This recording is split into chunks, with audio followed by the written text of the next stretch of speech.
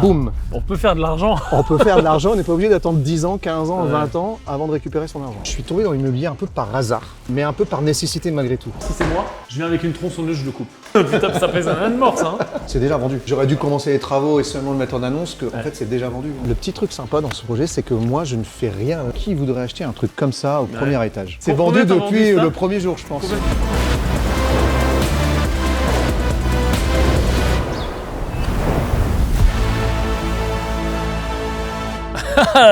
Ah, la rafale de Petit vent. vent frais de la ville de Oh, France. elle m'a tué carrément. Bienvenue, bienvenue. Bon, bonjour les amis, nous sommes encore aujourd'hui avec Alex. Tu es un des mentors de l'incubateur et aussi un des membres de la première heure, devenu mentor par la suite, on parlera aussi de ton parcours.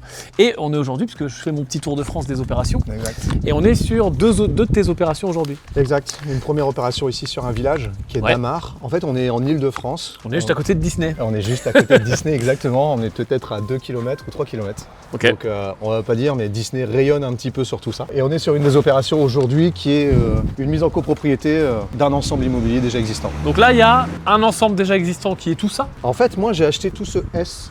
Ok. Donc on a ça, ce bâtiment-là et le bâtiment qui donne sur la rue aussi là. Ok. Et en fait, c'est un ensemble immobilier qui existait déjà. Donc c'est un propriétaire qui vivait dans cette maison-là. Et dans ce bâtiment-là, il avait déjà fait des appartements, qui est une ancienne écurie. Il avait tout remodifié, il avait fait des choses voilà, avec des locataires. Il habitait plus locatif. C'est ça, il avait fait son petit investissement avec le temps. Il avait fait des travaux lui-même. Voilà. Il avait fait quelque chose de propre à l'intérieur, on va dire. Voilà, à un moment donné, il a décidé de revendre pour partir vivre sa retraite pleinement. Je vois qu'il y a des matériaux partout là. Tu fais des travaux, qu'est-ce que tu fais ici? Ouais, je m'amuse un peu. Ouais, c'est trop bien. C'est trop bien, j'adore parce que c'est vraiment la phase sympa où tu casses. Voilà, j'adore quand on casse. Bah oui, en fait, on a cassé pas mal de choses parce que là, vous voyez en fait un produit fini. C'est vraiment tout frais parce on vient d'enlever l'échafaudage, on vient de terminer le ravalement de façade. Ouais. Mais il faut se dire que c'était vraiment un bâtiment qui était délabré. Quand je dis délabré, ça va jusqu'à la fissure qui était quand même assez violente. Une belle cicatrice qu'on voyait sur le bâtiment, plus de 3 endroits un peu fragiles. Et ça, ça faisait peur à tout le monde. On est sur une ville de combien d'habitants là? On est sur une ville qui est de 3500 habitants. Ah, on n'est pas obligé de faire du marchand de biens que dans les grandes villes. Exactement. C'est quoi la force de cette ville? On est à côté de Disney, donc bien sûr, il y a du monde, il y a des gens qui travaillent, etc. Il y a une offre de transport pour Paris aussi, j'imagine? Exactement. En fait, on a le train qui amène directement en 20 minutes Paris direct, Paris-Gare de l'Est. Okay. Et c'est une ligne qui est très très fréquentée. Donc en fait, ici, c'est un bon mix. Ça mélange vraiment beaucoup de populations. C'est plutôt résidentiel, mais ça mélange aussi les investisseurs. Parce que Disney étant proche, il y a aussi une traction non seulement pour les salariés, pour tout ce que rayonne Disney autour, donc pour l'économie, mais aussi les investisseurs, les tourismes. Donc, Airbnb, etc. Airbnb, Booking, voire même gîte. Enfin, il y a vraiment toute typologie ici. Donc petite, voire grande maison, on est vraiment sur un secteur porteur. On se balade dans les rues, on verra des plaques néerlandaises, anglaises, on verra pas mal quoi. Typologie d'acheteurs, parce que là tu découpes comment? Qu'est-ce que tu fais à l'intérieur? Combien d'appart?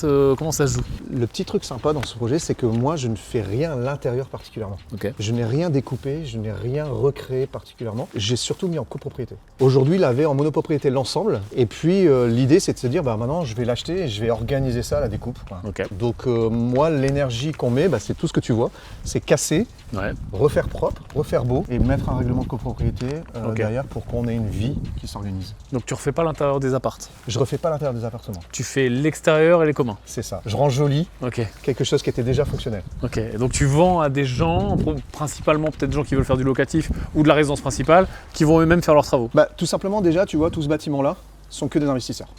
Ici. Personne n'habitera en RP, c'est que des investisseurs, on fera le tour après, tu vas voir en plus des typologies différentes. Et ici on est plutôt sur une typologie de RP. Donc ce qui a été assez malin dès le départ en se disant, mais en fait du coup la RP ne se mélange pas trop avec les locatifs, les accès sont en plus assez différents. Le seul point commun qu'ils vont avoir, c'est le stationnement qu'on va créer dans cette cour ici. Puisque tu crées des appartements, donc tu crées du stationnement. Voilà, toujours pareil, cette règle.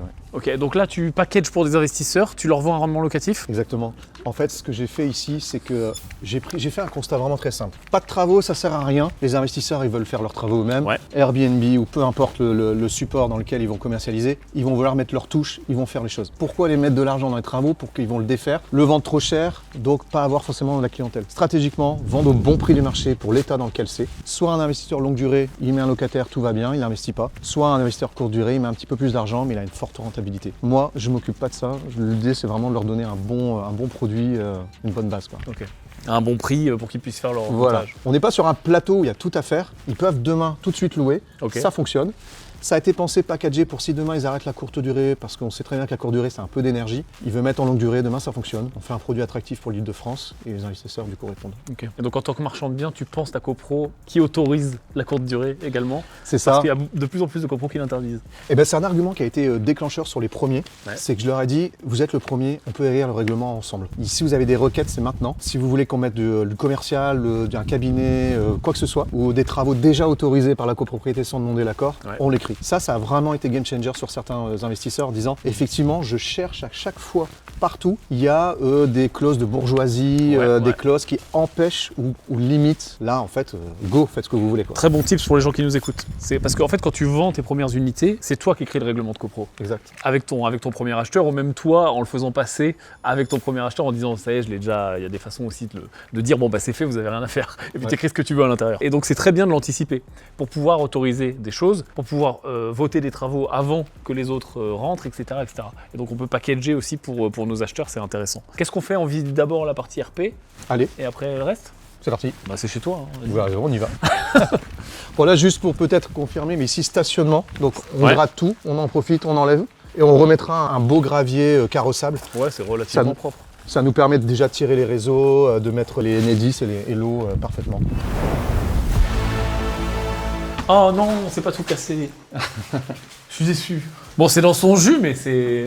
C'est très propre. C'est ça, oui, c'est propre. Exactement. Donc là, pareil, stratégie, c'est la même chose. Hein. Tu vends comme ça, le mec fait sa vie. Exactement. En fait, tu vois, sur ce genre de bien, les gens peuvent rentrer, ils peuvent s'installer. Ouais, ben voilà. Le propriétaire. Oui, ils peuvent déjà se projeter. Voilà. Et on puis se rend compte du découpage des nous, pièces. ce qu'on a fait aussi, le parti pris, c'est qu'on a aussi boosté les annonces avec de l'IA.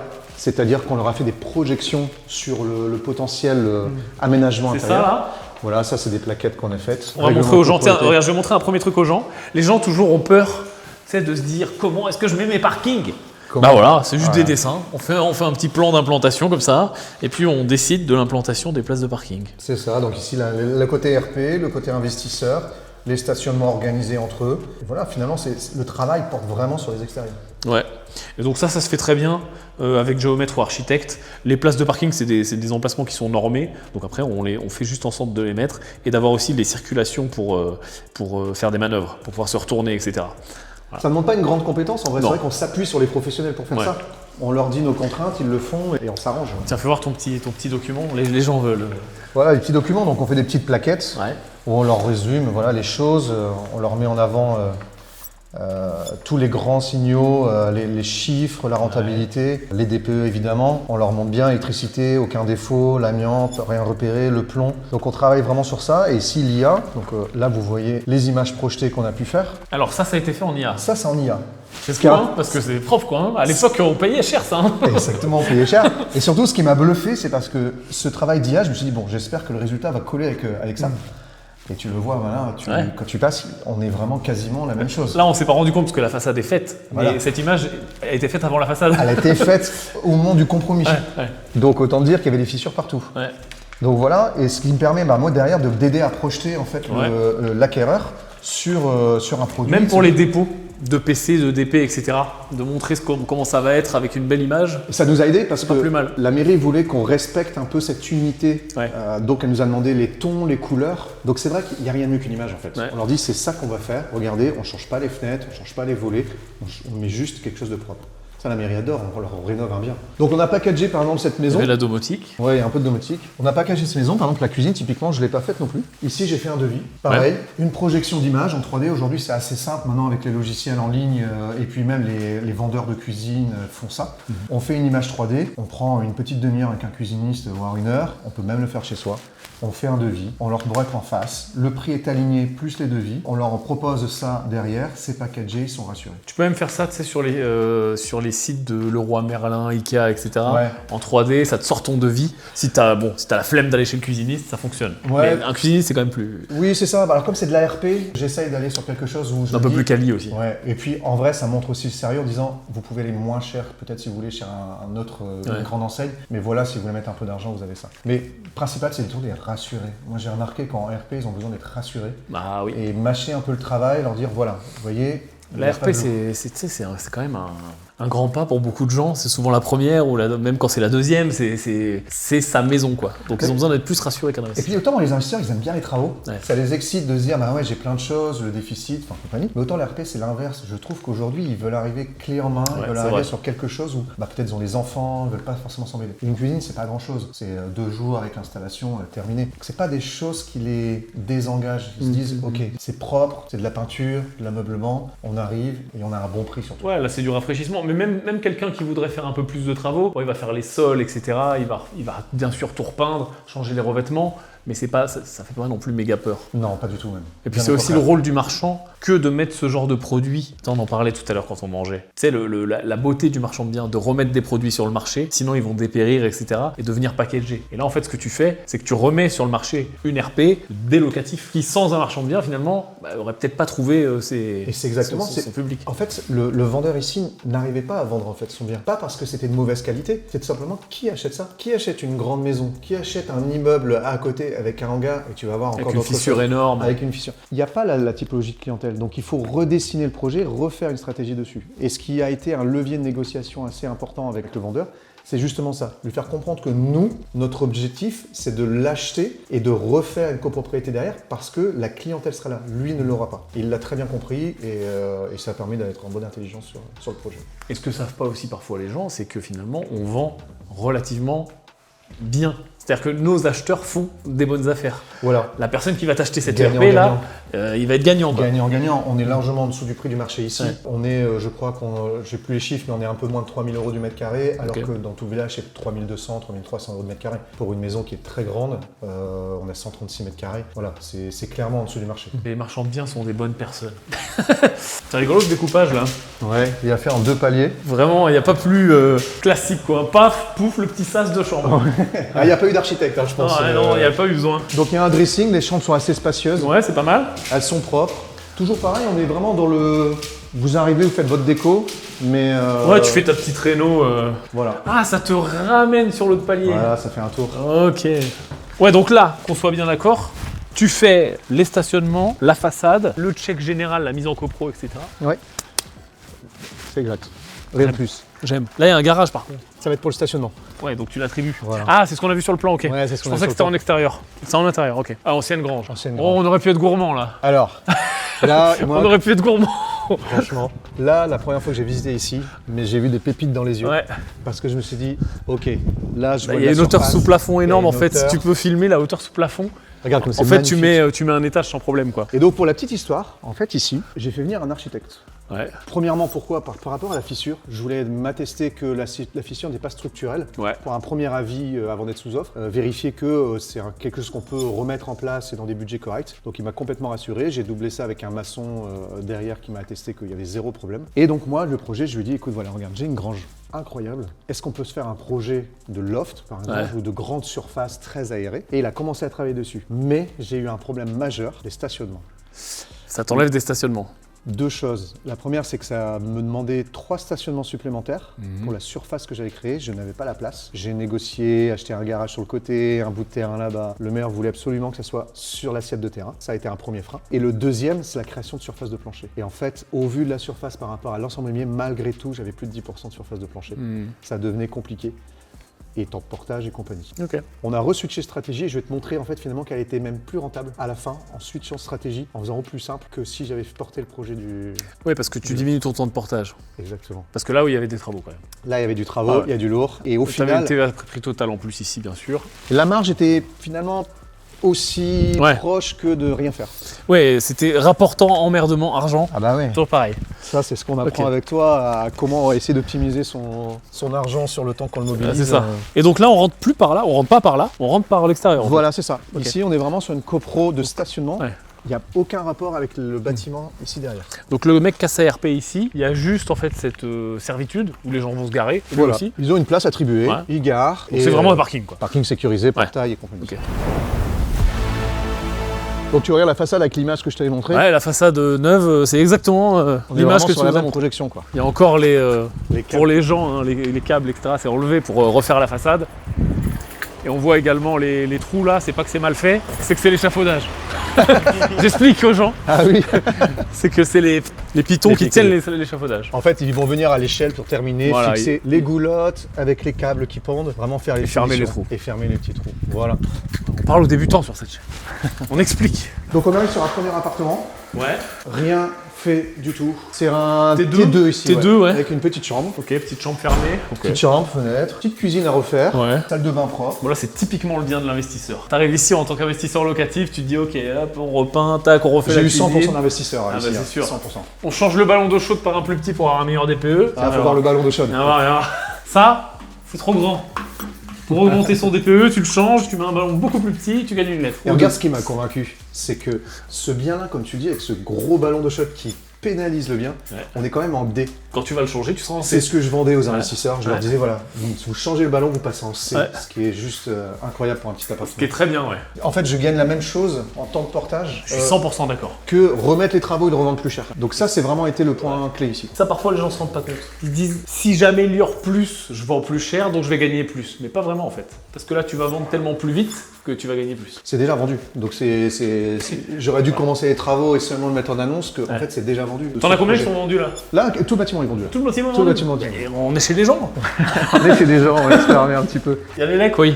Et la RP est pas vendue. Il te reste que la RP. La RP, il reste que la RP. Il reste que la RP. Mais on est quand même bien parti. Ah oui, là, si t'as tout vendu, oui. Deuxième appartement. Deuxième appart. Bon, vraiment le même format. On est sur un F1 bis, c'est-à-dire qu'on a une pièce qui a été créée. C'est rigolo, ça. Ouais, ils ont créé. Ça, je pense qu'il y a moyen que le mec qui t'achète, il fasse sauter, ça, non? Ah, j'ai pas du tout ces C'est pas projets en tête, mais lui, il me l'a acheté en une semaine. Au Ok. prix, sans négociation. C'est quoi ton prix de sortie, là, toi? Là, combien tu vends ça? Ça, c'est 125 000 euros. Ok. Donc 125 000 euros, ça fait du 8% à peu près. En région parisienne, 8%, Ouais. c'est juste puissant. Quoi. Ouais. On est plutôt en général à 5, 5,5, Oui. 6. Ouais. Là, on vend à 8%. 8%, c'est... Pour le peu que le mec fasse un peu de travaux lui-même. Et je dis 8% en longue durée. Ouais, ouais. En courte durée dans le secteur. Oh, je pour dis- durer, très, c'est très une machine à cash. Il faut bien sûr le décorer et faire un truc bien. Ouais. Ça, c'est encore quand je te dis les comment je travaillais. Par exemple, ici, il n'y avait pas de plafond. C'était Ouais, un ouais. peu bizarre. Ça. Et j'ai mis en sécurité, on a mis des plaques au feu. Puisque Ouais. c'est la norme dans les communs. Donc on a refait ici tout le plafond au propre et on va repeindre. Et du coup, on a des communs toujours propres. Je te montre un des derniers Là, t'en as appartements. deux Là, j'en ai un ici. Ah, déjà Deux. plus sympa dès qu'on arrive au premier étage. Voilà, c'est ça. On a un peu de lumière. Plus de lumière sur rue. Hop. Bon, ici c'est calme en plus. Voilà, c'est ça. Ouais. Et ici, on est sur un F3. On a 2 chambres à l'étage. Pareil, en fait, investisseur. Donc pour des couples ou. Ah, duplex. Ouais, en duplex. Et je vais te montrer comment il a été commercialisé celui-là. Ah, bah là, j'imagine qu'il y a eu un petit 3D. Ouais. Petite chambre, voilà, suffisamment. On a mesuré pour regarder si des grands lits passaient. Ça passe, donc c'est cool. Deux chambres, salle de bain. Pour moi, pareil, je suis un obsédé des grandes surfaces, donc là, moi, je pète tout. Ah oui, là, tu peux Mais pas. bon. Ah, tu peux pas, c'est sûr. Mais bon, ouais, c'est du locatif, donc... Mais tu vois, ce qui est intéressant, on peut peut-être se mettre là, mais regarde. Ici, ça a été aidé à se dire, ok, il n'y a pas forcément beaucoup de travaux à faire, voire même pas du tout. En fait, les images qu'on a générées, tu vois, on est dans la pièce, Ok. surarrangées pour faire en fait des projections 3D, mais qui, on voit à l'image, n'a aucun travaux, que de la déco. Tu vois, on est sur le même sol, Ouais. on est sur les mêmes poutres, Peinture bleue. juste peinture bleue, Tapis. du tapis, de la déco. Pareil pour la salle de bain. Tu vois, quand tu la vois là, tu dis bon, ok, il y a peut-être quelque chose à faire. Mais en fait, là, quand on regarde, on change le meuble vasque. Ici, on met quelques petites peintures, des petits accessoires. Mais rien n'a changé, le carrelage existant. Et en fait, ça, je l'ai fait pour toutes les pièces. Ça rassure vraiment les gens. Et c'est ça. Et je voulais absolument que dans la projection, on ne voit pas qu'il faut changer la cuisine, il faut changer tout ça. Parce que l'investisseur, c'est un moyen de se dire, bah oui, en fait, j'ai plein de travaux à faire. Là, je lui montre que ça peut être sexy, Ah, c'est du cosmétique. en faisant du cosmétique. Bon, ça, c'est la gentille surprise du propriétaire. Ils aiment bien faire ça, hein. Ouais. Voilà, je Il s'est- vends, mais il j'ai s'est dit que je oublié d'enlever m'ennuyais. ça. Il s'est dit qu'en effort physique, j'avais besoin. Ah putain. Il s'est dit, tiens, on va lui laisser ce beau meuble à débarrasser lui-même. Ah, tu sais ce que je fais, moi, si c'est moi? Je viens avec une tronçonneuse, je le coupe. Ah. Je le coupe ici, tronçonneuse électrique. Ou j'invite les incubateurs Green Bull, Ah, éventuellement. on se le met au milieu, une mâche chacun. Je te et jure, on y si va. c'est moi, petite tronçonneuse électrique et je le débite ici, sinon, ouais, comment ils l'ont monté déjà? Comment ils l'ont monté ça d'ailleurs? Putain, ça pèse un âne mort, ça, hein. Ah ouais. Là, même pour le tourner et tout. Oh. Tu vois la lumière que tu peux dégager et le. Tu le vois, et tu potentiel. vois, c'est là où on était. C'est là où on était tout à l'heure en bas. Enfin, c'est le haut Avec de où on était en la bas. grange. C'est incroyable. Donc moi, j'ai eu un coup de cœur normalement ici. En fait, je me suis dit, ok, là, je vais créer un produit Ouais. exceptionnel. Ouais. Je vais pouvoir vraiment aller taper le haut du panier et faire un beau projet architectural. Et voilà, la technique a eu raison de moi. Ça a même compromis l'opération à un moment donné. Je me suis dit, bah en fait, qu'est-ce que je vais faire de ça, quoi, en fait, ce plateau-là, qu'est-ce que je vais pouvoir en faire? Et c'est là où ça a tout, le game changer a eu lieu très rapidement. C'est que j'ai j'ai décidé de le vendre en local de stockage. Je me suis dit, mais moi, j'ai jamais vendu un local de stockage en soi, je ne sais pas ce que ça vaut, je ne sais pas s'il y a une demande, qui voudrait acheter un truc comme ça au premier étage. Écoute, j'ai mis une annonce, j'ai été débordé de demandes, la personne l'a acheté tout de suite, j'ai eu que des offres à Donc là, c'est vendu là. Ah oui, ça c'est vendu, ouais. C'est vendu depuis le premier jour, je pense. Combien t'as vendu ça? J'ai vendu ça 65 000 euros. 65 000 euros. Voilà. Et j'ai même vendu le petit bout derrière, qui faisait noir, qui est aussi encore un espace. Et tu rajoutes 10 000 euros de plus. Et tu vois, c'est ça la force du marchand de biens. On a tous nos biais, on arrive, tu sais, on a le biais de l'architecte. On dit, waouh, ça va être incroyable, ça va être trop beau, on va faire un appartement de fou, un loft. Tu peux pas le faire. Et même si tu avais pu le faire, il aurait fallu aussi voir les autres possibilités, tu vois. Parce que tu portes moins longtemps, ça vend rapidement, et c'est fou, quoi. Au final, entre tous les travaux que j'aurais dû faire pour en faire un bel appartement et la marge que j'en ai générée, c'est finalement cette marge gratuite de 65 000 euros que je récupère ici. Oui, parce que moins d'impôts, moins de TVA. Et donc, en fait, finalement, mais c'est quelque chose que je n'avais pas vu, c'est la contrainte qui m'a amené à réagir à une nouvelle stratégie. Et en TRI, t'es mieux, je pense. Et en TRI, largement. En fait, et potentiellement, si l'urbanisme n'avait pas été restrictif, j'aurais construit un appartement et j'aurais eu un TRI moins élevé. Et tu te serais fait un kiff d'architecte et pas une opération. Alors, personnellement, j'aurais adoré. Ouais. Mais c'était immense en réalité. Si tu faisais trois niveaux sur la totalité du bâtiment, il y avait quoi? Il y avait 500 mètres carrés, 400 mètres carrés. Franchement, ouais, je pense. Et encore, on pouvait peut-être encore diviser. Mais c'est la place de stationnement. Ouais. Et tu vois, ici, ce qui est intéressant, c'est un investisseur qui a acheté parce que lui-même a dit, mais attends, il y a une pénurie de locaux comme ça, de petits locaux pour les artisans, j'achète tout de suite. Voilà, ça a été vraiment sans condition. Et lui a vu tout de suite le potentiel de surélever parce que c'est pas forcément de la surface de plancher habitable concret. Lui, il va pouvoir mettre des plateformes, stocker. Ah oui, bah oui. Donc en termes d'espace de stockage, finalement, c'est assez grand. Tu peux encore monter un peu pour la personne qui peut mettre des plateformes, il peut équiper tous les murs avec de la grosse étagère industrielle, etc. On a fait en sorte avec le maçon que le plancher soit, je crois qu'on met à 150 kg du mètre carré. Ouais. Tiens, avant qu'on aille voir les autres biens, c'est quoi ton parcours, toi, Alex? Qu'est-ce qui t'emmène dans le marchand de biens? Qu'est-ce qui fait du marchand? L'opportunisme. C'est quoi ta vie? L'opportunisme. Comment t'arrives ici? Comment je suis arrivé ici sur le marchand ou Ouais, comment t'arrives dans l'immobilier? Comment t'arrives dans le marchand? Parce que tu sais, tout le monde a des parcours différents et les gens parfois ont l'impression que les marchands de biens, on n'est pas des gens normaux. Tu sais. En fait, je suis tombé dans l'immobilier un peu par hasard. Mais un peu par nécessité malgré tout. C'est-à-dire que moi j'ai un parcours plutôt artistique et créatif. J'ai fait des études dans l'audiovisuel et très rapidement je suis devenu réalisateur. Et réalisateur, ça m'a amené à faire plein de projets, ça m'amène encore aujourd'hui à voyager énormément, à être sur des gros projets. Mais j'avais une ambition depuis le départ, je voulais aller vraiment très très haut. Et qui dit très très haut dit prise de risque, dit perdre des projets, dire aller sur des choses, tenter des projets, quitte à se les faire jeter et pas gagner d'argent. Et donc assez rapidement, assez jeune, j'ai mis cette stratégie en place en disant ok, je gagnerai peut-être pas d'argent, j'en perdrai, je ne sais pas, c'est pas le sujet. Mais j'ai trouvé un moyen de gagner de l'argent autrement. Okay. Et l'immobilier passif a été la première passerelle qui me fait pas me pervertir dans mes projets créatifs et dans l'ambition de capable de dire ok, je vise très haut, je suis peut-être à côté de la plaque, mais moi je veux faire ça et je veux aller là. Pour ça, il faut prendre du risque, prendre du temps. Donc tu as une autre source de revenus qui te sécurise. Voilà, c'était ça l'objectif. Bon, finalement, les deux ont marché. J'ai réussi à aller assez loin et j'ai réussi à faire des placements immobiliers qui m'ont généré quand même pas mal de cash. Et en fait, je crois que c'est venu en 2021, la première fois où j'ai découvert réellement le marchand de biens, où à la base j'ai acheté pour faire j'ai acheté un immeuble complet dans lequel il y avait un rendement qui était assez élevé, mais tout à rénover, des locataires forcément pas super sexy sur le papier, un prix d'achat franchement bien négocié. Et donc moi je fais partir locataires un par un, je rénove bien l'appartement, je les passe en meublé, je mets des bons locataires, très solide dossier, et puis en fait j'arrive à revendre un produit d'investissement, là où j'en faisais du 12%, 13%, je revends à 8% clé en main, rénové, et là je découvre, mais tu te dis, boum, on peut faire de l'argent. On peut faire de l'argent, on n'est pas obligé d'attendre 10 ans, 15 ans, 20 ans avant de récupérer son argent. Ça a vraiment été le déclic. Ça a vraiment été le moment où je me suis dit, c'est ça que j'aime en fait, c'est faire des projets et revendre. À ce moment-là, j'ai eu un déclic. Et le deuxième déclic, donc j'ai fait des opérations un peu comme ça, par opportunisme, j'en faisais une, je voyageais, j'en faisais une autre. Et puis à un moment donné, c'est l'incubateur qui m'a fait vraiment comprendre que je suis pas obligé d'attendre qu'une opération soit terminée pour en faire une autre. Là, à ce moment-là, je me suis dit, ok, je vais accélérer, je vais aller beaucoup plus vite, beaucoup plus loin, comme j'ai pu faire dans la réalisation, je vais faire dans le marchand. Et du coup, maintenant, tu fais plus que du marchand ou tu as encore ton travail? Non, j'ai les deux encore à côté. La semaine prochaine, je pars en Inde sur un tournage. J'essaie de garder les deux parce que c'est pas du tout les mêmes choses. C'est tout aussi créatif, ce sont toujours des projets que je mène, mais le marchand me fait pas voyager. Le marchand m'amène pas sur des terrains aussi exotiques que ça. C'est complémentaire. C'est deux facettes que j'entretiens et dans lequel je suis passionné. Du coup, ça te donne une espèce de liberté pour que ton métier devienne plus plaisir, finalement. Et ben, c'est vraiment ça qui est en train de se passer maintenant. C'est là où avant, la réalisation était un peu mon métier plaisir, mais quand même mon métier dans lequel j'avais envie et que je mettais une énergie. Aujourd'hui, le marchand a vraiment sécurisé ça. Et maintenant, je sélectionne. C'est-à-dire que je suis beaucoup plus exigeant sur les projets qui arrivent. Et maintenant, je me permets d'aller sur les meilleurs projets.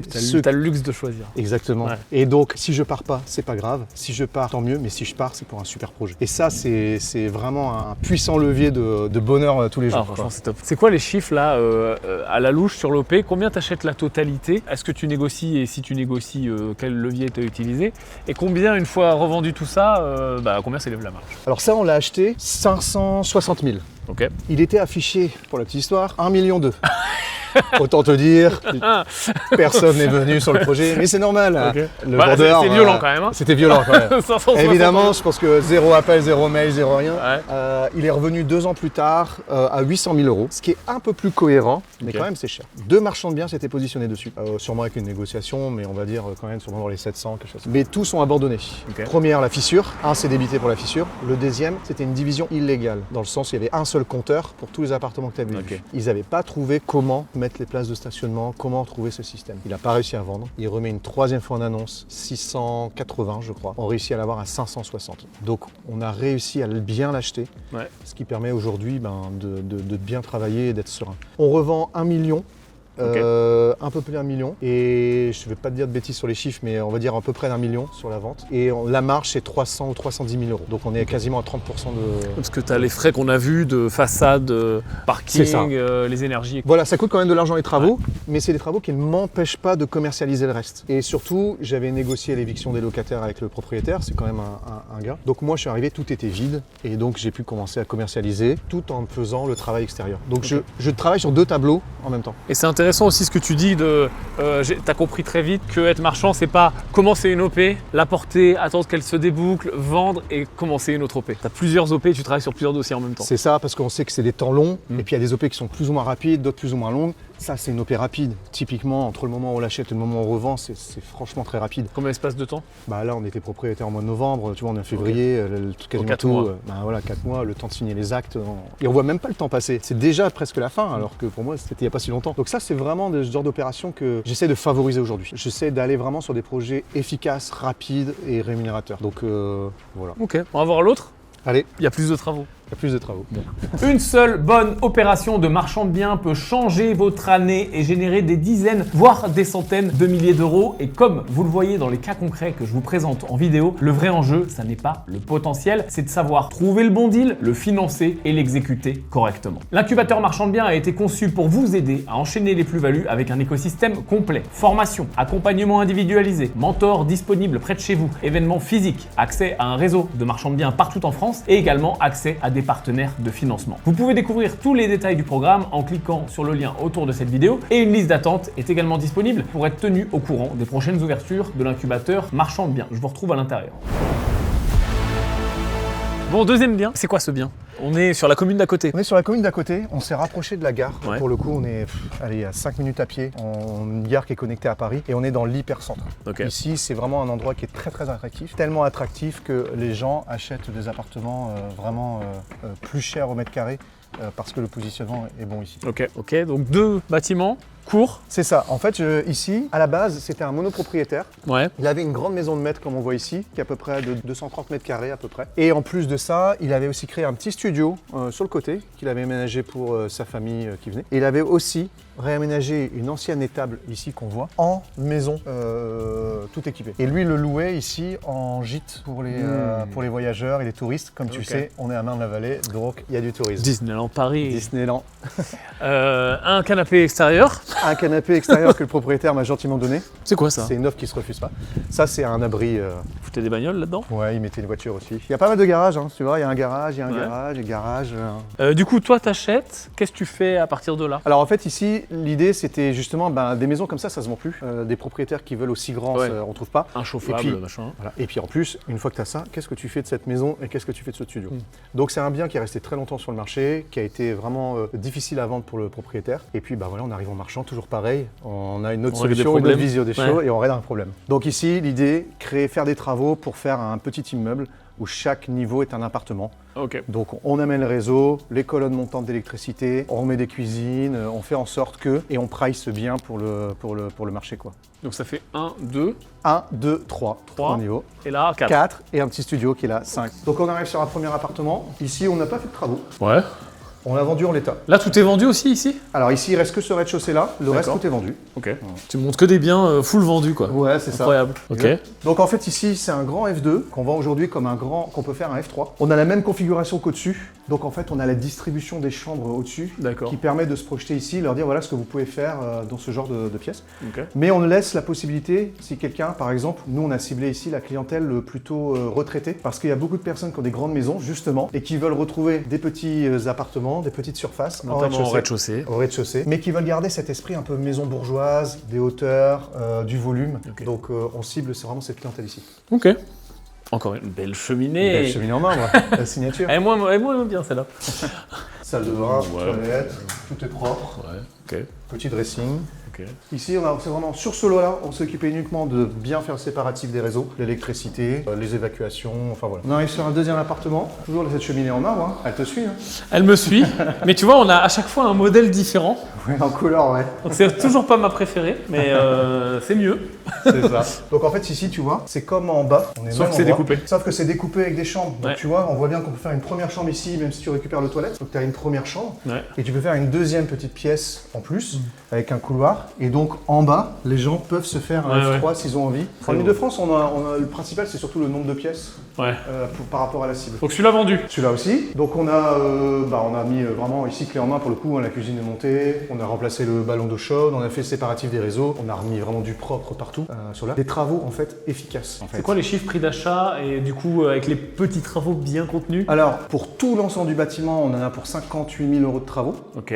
Tout, hein, ce qui n'est pas beaucoup. Hein. Ce qui est vraiment pas avec beaucoup. Avec Enedis, etc. Avec tout. Voilà. Ce qui est vraiment pas beaucoup. Voilà, c'est vraiment de l'optimisation quand je le dis. Ouais. On achète 715 000 €, on rajoute les frais et on ressort à 1 million, mais je te ressortirai les chiffres précisément. Mais en tout cas, sur la marge, on est à peu près entre 110 et 120. Ouais. Ce qui fait qu'au prorata du prix d'achat… Ce qui fait que normalement, on n'y va pas en effet. Normalement, on n'y va pas. Ouais. Et ça a été une vraie réflexion, tu vois, c'est là où un associé, c'est bien. Parce qu'on n'est pas tout seul dans son coin. On se dit, mince, je prends un risque tout seul, qu'est-ce que je fais? On a beaucoup discuté ensemble. J'ai même été le premier à dire, j'y vais pas. Écoute, ça m'intéresse pas. Mais le produit était beau, le produit était évident, les travaux étaient maîtrisés. Et on s'est dit, ok, à 100 000 €, en fait, si on n'y a pas d'écart, si on vend bien, si on price bien, si on maîtrise chaque petite chaîne, chaque petit bout, bah en fait, on l'a cette marge. Et tu avais déjà tes clients, tu avais déjà de la demande identifiée? Voilà, en fait, on a fait la pré-commercialisation dessus. Donc, on a déjà vendu le gîte, on a déjà vendu le studio, on avait déjà des touches pour ici, même si c'était pas encore en travaux. Et on a senti tout de suite qu'on était bon. Ouais. On avait vraiment déjà les bons prix. Et la preuve, on a vendu au prix. Donc, on a vendu le studio direct, le gîte au prix, en haut, tu vas voir au prix. Je pense qu'on a fait un bon travail sur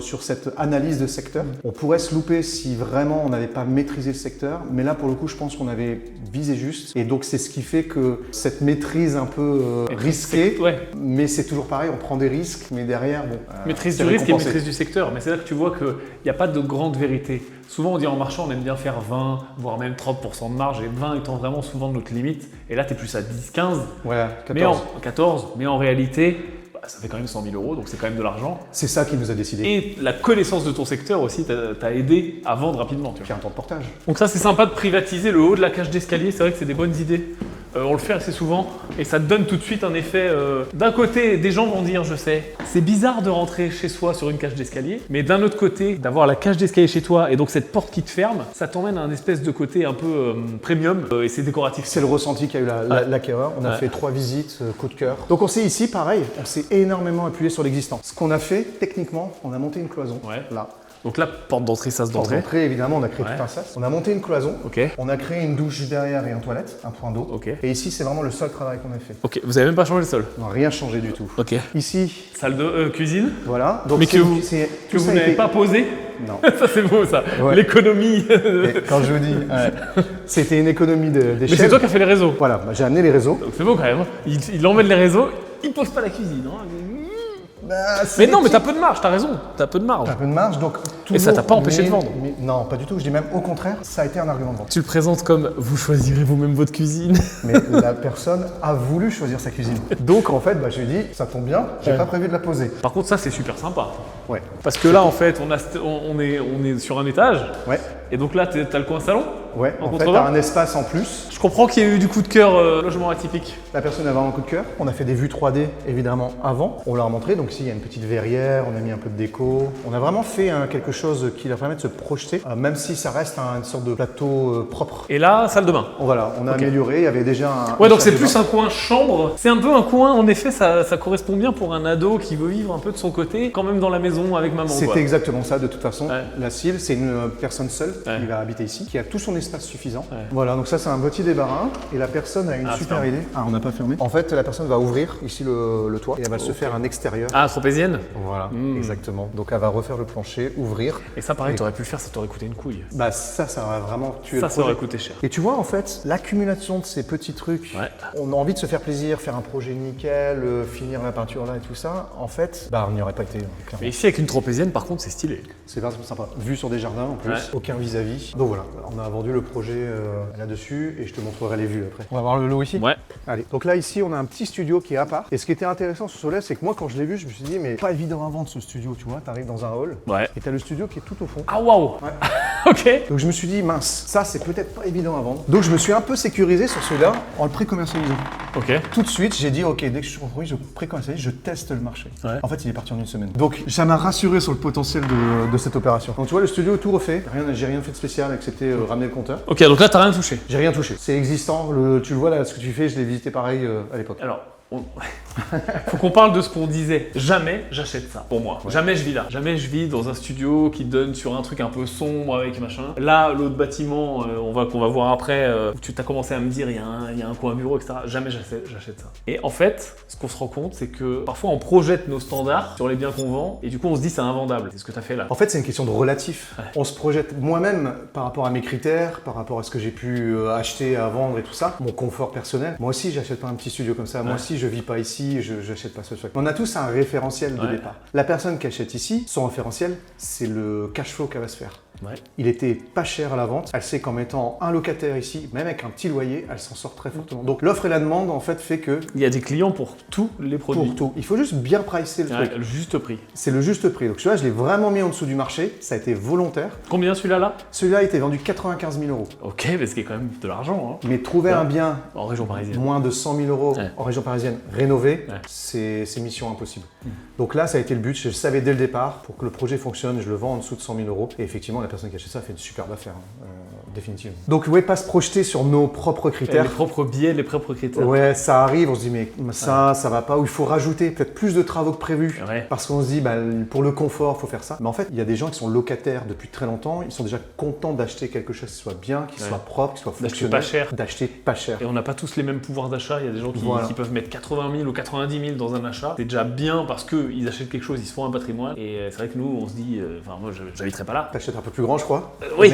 Mais surtout, ouais, c'est tu vois, nos référentiels. c'est nos Avec référentiels. l'âge aussi. Et c'est fou. Donc ça, c'est chouette, c'est qu'il y a toujours un client pour Ouais. un produit. Et plus tu avances dans le marchand de biens, plus tu as des référentiels importants si tu fais de l'argent, ce qui est le but. Ouais. Et donc, faut pas être biaisé. Ouais, c'est ce que j'essaie de communiquer à aussi des néo-marchands qui ont tendance à projeter des critères souvent personnels, voire le coup de cœur. Je trouve que c'est presque le piège, le coup de cœur, c'est tomber amoureux de son bien. Quand on tombe amoureux de son bien, on met un peu des œillères parfois Ouais. en se disant mais il est tellement bien ou mais en fait pas du tout. Il faut essayer de rester un peu plus froid, Ouais, un c'est petit peu dur. glissant. C'est très dur. C'est très dur parce qu'on aime ce qu'on fait, hein, on le fait quand Ouais. même un peu avec passion. Mais je trouve que le piège c'est ça, c'est de tomber amoureux du bien et donc bah, on se trompe dans les prix, on presse peut-être un peu trop cher ou on fait un peu trop de travaux et derrière bah, on se loupe un peu sur la sortie. Et c'est pour ça que j'aime le luxe. Parce que tu peux te permettre de tomber amoureux de ton bien. Parce que En même temps que tu vois, tu fais une clientèle ouais. luxe, faut faire un truc super bien, et donc tu peux tomber amoureux. Là, si tu fais ça, c'est de la découpe rapide, super bonne affaire pour l'investisseur qui l'achète, mais en effet, tu ne tombes pas amoureux de ce studio, tu vois. Non, c'est vraiment Donc, un faut produit rester froid. d'investissement. Ouais, il faut rester froid. On jette un œil au dernier lot. Allez. Le dernier gîte, ça a été aussi un gros doute. Parce que tu vas voir, il est très atypique. Ok. C'est un bien, j'aime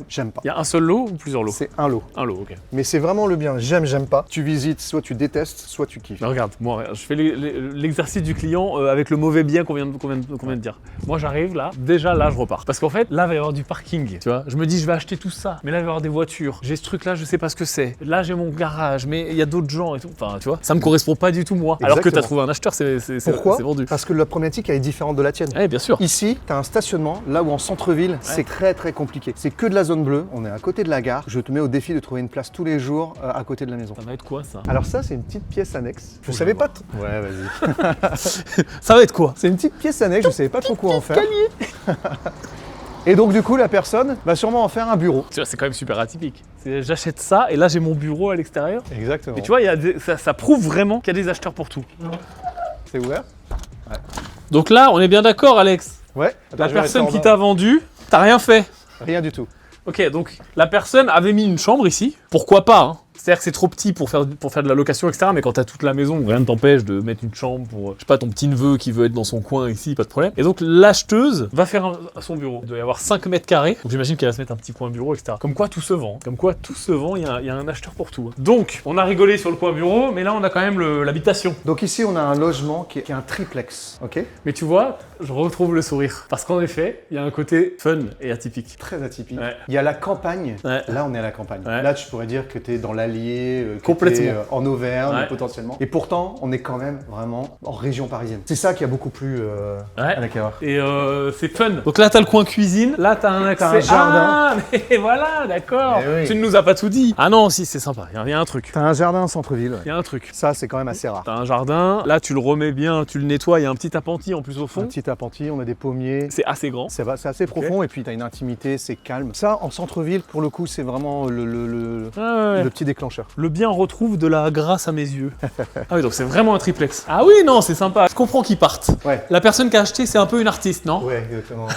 C'est quelqu'un qui est vraiment très atypique, mais sympa dans le bon côté. Non, mais oui, ça se voit. Parce qu'elle a besoin d'une âme, elle a besoin de quelque Ouais. chose qui Ça dans sent lequel l'artiste. Elle peut mettre son identité. Ouais, ça fait très love de peintre. Ouais, et puis il y a plein de niveaux, tu vois, c'est sympa. La Ouais. lumière aussi, petite mezzanine. Petite mezzanine. C'est plus qu'un triplex, hein, c'est un quadruplex.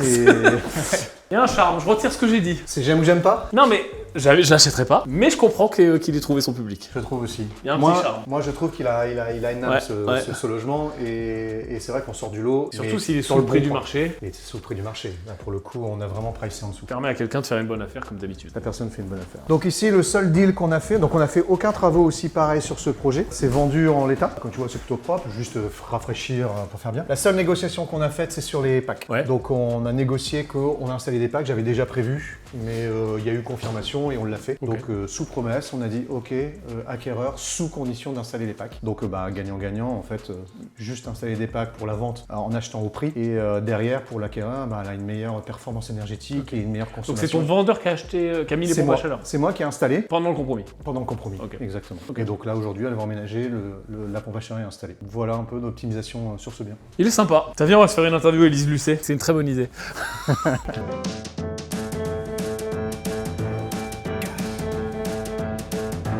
Ah non mais interview Élise Lucet. Alex, dites-moi, les marchands de biens, est-ce que vous ne seriez pas un peu des vendeurs de sommeil, des manipulateurs de marché? Bah voilà, c'est un classique qu'on essaie de battre tous les jours. Marchand de sommeil associé à marchand de biens. C'est l'extrême opposé. Un marchand de sommeil, c'est fait pour vendre du sommeil, c'est fait pour vendre à tout prix, un truc délabré, faire de l'argent sur le dos des autres. Un marchand de biens, c'est tout l'inverse. C'est valoriser un bien, c'est offrir de la propriété à ceux qui ne peuvent pas y accéder, c'est pricer, comme on l'a dit, bien en dessous du marché, c'est faire tout un ensemble d'actions qui permettent de promouvoir et de faire du logement, quoi. Mais dites-moi Alex, quand vous achetez, vous négociez vos biens. C'est des biens qui ont du mal à se vendre. Vous tordez vos vendeurs, Alex. Bon, Élise, je trouve votre ton un peu agressif. Excusez-moi, c'est mon travail. Je ne tords pas le vendeur. Le vendeur est heureux de vendre. Nous faisons un deal gagnant-gagnant, comme on dit. Lui est content de vendre son bien qui traîne depuis longtemps et dont il n'arrive pas à trouver un acheteur. Et moi, j'arrive à acheter son bien, à sécuriser l'opération et à offrir ce bien à plusieurs personnes. J'ai du mal à être Élise Lucet parce que je suis d'accord avec toi. Alors je vais revenir un petit peu normal. Qu'est-ce que tu dirais à des gens, il y en a plein dans la communauté, qui hésitent à se lancer, qui se disent est-ce que l'immobilier c'est pour moi? Est-ce que le marchand de biens c'est pour moi? Est-ce que c'est dur? Combien de temps ça va me prendre? Etc. Tu sais, ce flou quand tu commences, qu'on a tous eu, moi le premier, tu sais, c'est flou. Tu sais pas trop. on va pas se mentir, le marchand bien, c'est pas pour tout le monde. Il faut quand même un caractère et une rigueur à avoir. On s'improvise pas marchand de biens, on débarque pas comme ça, je vais acheter moins cher, je vais revendre, je sais pas entre les deux ce qui va se passer et on verra, je ferai de l'argent. Ça, clairement, je déconseille fortement et c'est la raison de l'incubateur en général quand on rentre aussi dans ce genre de programme, c'est d'être accompagné et de rassurer. Mais être marchand de biens aussi, c'est aussi une façon de faire des choses très concrètes, quoi. Il ne faut pas avoir peur de se lancer parce que justement, c'est là qu'on apprend énormément aussi. On est accompagné, on arrive à avoir des personnes autour. Aujourd'hui, c'est quand même l'accès à l'information est assez grande. Donc on peut faire plein de choses et on peut faire des beaux projets comme on a visité sur les deux. Tu vois, même pas forcément très compliqué. Ouais. Je ne suis pas plus intelligent qu'un autre, mais par contre, je réfléchis énormément aux stratégies et aux optimisations. Et derrière, voilà, ça déroule. C'est quoi pour toi les qualités d'un bon marchand de biens? Tu sais, je ne te parle pas des qualités immobilières, je te parle des qualités générales. Est-ce qu'il faut aimer le risque? Est-ce qu'il faut être bon en maths? Est-ce que, tu vois, quelles sont pour toi les qualités de départ? Les mêmes qualités qu'un entrepreneur. Il faut avoir un peu de vision, parce qu'en fait, il n'y a pas d'opération de marchand de biens sur le marché. On crée des opérations de marchand de biens. Et l'immobilier n'est qu'un outil pour arriver à faire une opération. On est surtout des vendeurs plus que des acquéreurs. Donc il faut vraiment se dire, j'ai de la vision, j'imagine ce qu'on peut faire, je n'hésite pas à changer de stratégie si besoin. Ça pour moi c'est important. Donc le côté créatif, le côté... être capable de pivoter. Ouais, d'être capable aussi de ne pas avoir un ego surdimensionné et dire non, je change, ça ne marche pas, marche arrière ou plan B, plan C qui a été prévu. Le deuxième c'est le côté chef d'orchestre, je trouve. Parce qu'on parle vraiment pas mal de parties prenantes. Et ces parties prenantes, elles entendent votre vision. Ouais. Donc si on peut appeler un géomètre, on peut appeler un architecte, on peut appeler un gens, mais ils vont toujours vous dire qu'est-ce qu'on fait ensemble. Donc pour moi, il faut être un bon chef d'orchestre, puis aussi porter les projets, le temps, optimiser tout ça. Donc ça, c'est l'appétence au risque, je dirais oui et non, parce qu'il y a du risque, mais on fait en sorte de tellement le contrôler, de tellement le border, de faire en sorte que le risque soit minime, que finalement, ce n'est pas un goût du risque, c'est un goût du non-risque. Je veux aller vers le non-risque, quoi, le moins de risque possible. Ça, pour moi, c'est des qualités qui sont importantes en marchand et le reste vient après. La négociation, c'est un outil. Vendre, c'est un outil. Rénover avec un style, c'est un outil. Tout ça, voilà, c'est des façons de faire. Et on n'a pas parlé de financement, tiens d'ailleurs on va parler de comment tu as financé ces deux biens et les différents modes de financement rapidement. Mais est-ce que, pour toi, il est plus dur de financer les opérations, il est plus dur de trouver des opérations? Est-ce qu'il y a beaucoup de financement? Est-ce que c'est un challenge? C'est quoi ta vision sur tout ça? Alors, il fut un temps, j'ai toujours cru que le financement c'était le plus compliqué.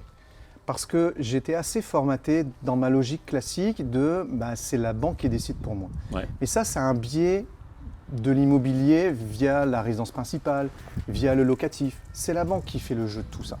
C'est eux qui décident si tu peux aller sur un achat ou pas. Marchand, c'est plus du tout la même chose. C'est le projet déjà qui décide et plus le porteur. Le projet est rentable, ça va attirer les financements. Mais on se rend compte qu'il n'y a pas que la banque. Il y a plein de solutions alternatives qui permettent de financer des opérations. Et j'en suis la preuve vivante avec les opérations où j'ai pu diversifier différents types de projets et différentes formes de financement. Okay, donc tu as fait quoi comme différents financements? Les financements classiques bancaires, qu'on connaît tous et qui permettent d'avoir un taux. Tous les mois, on paye, on est endetté, on a une ligne de crédit et on rembourse au fur et à mesure. C'est ce que tu as fait ici? Ce que j'ai fait ici et qui et sont importants. Les frais financiers, on ne se le cache pas, c'est quand même une part importante dans les pourcentages. Donc ça demande à maîtriser le projet vraiment encore plus. Tu as l'association, c'est quand même un point important. Soit l'associé apporte de l'apport sur ton projet et on finance en banque, ou soit l'associé vient compléter complètement ton projet. Et ça, c'est des opérations. La première opération qu'on a vue de mise en copropriété, j'ai un associé avec moi, mon associé historique avec qui il me finance les opérations parce que lui n'est pas marchand dans l'âme, mais par contre, il est plutôt... Donc l'opération d'avant, c'est une association, il n'y a pas de banque? Il n'y a pas de banque. Il y a zéro banque, c'est financé en fonds propres là-dessus. Et donc aussi, après, il y a les associés entre associés en compétences et chacun amène son argent là-dessus. Et soit on fait du levier avec de la levée obligataire derrière, soit on fait de la levée avec une prise de part dans la société d'investisseurs. Donc déjà, tous ces... Et bien, il y en a encore d'autres. Je n'ai pas eu la chance de tout tester et bon, je n'irai peut-être pas sur d'autres, mais celle-là me convient très bien. Parce que, encore une fois, on minimise le risque. On embarque des gens, il y a aussi une côté aventure humaine, mais on fait de la marge avec des gens, donc gagnant-gagnant. J'ai un financement confortable et j'ai des investisseurs qui gagnent beaucoup d'argent, bien plus que sur n'importe quel autre placement financier. Oui, donc tu fidélises aussi tes investisseurs parce que tu leur fais gagner de l'argent. C'est ça. En fait, après, du coup, j'ai encore eu un message, j'ai remboursé un investisseur et en fait, je lui ai dit, voilà, fier d'avoir travaillé avec toi. Et il m'a dit, mais en fait, cet argent, il est à toi. Donc en fait, il était déjà en train de me dire, reprends-le pour le financer sur autre chose. Donc c'est ça qui est génial, c'est quand on montre qu'on leur fait gagner de l'argent, cet argent, il est juste là, eux, pour rebondir derrière. Ça, c'est super puissant parce que c'est la force du réseau. Et on en parle tout le temps dans l'incubateur parce que c'est le réseau. Quand tu as accès à des talents pour s'associer avec toi, quand tu as accès à des gens qui ont de l'argent pour te financer, quand tu as accès aux connaissances et quand tu as accès aux professionnels aussi, parce qu'on parle de Enedis, on parle de géomètres, d'architectes beaucoup, ben en fait, tu as tout autour de toi. Où est-ce que tu places dans ton activité de marchand de biens l'importance et la force du réseau? La force du réseau, elle est à plein de niveaux. Déjà, moi, je n'ai pas oublié, avant de rentrer dans un réseau, ce que je faisais.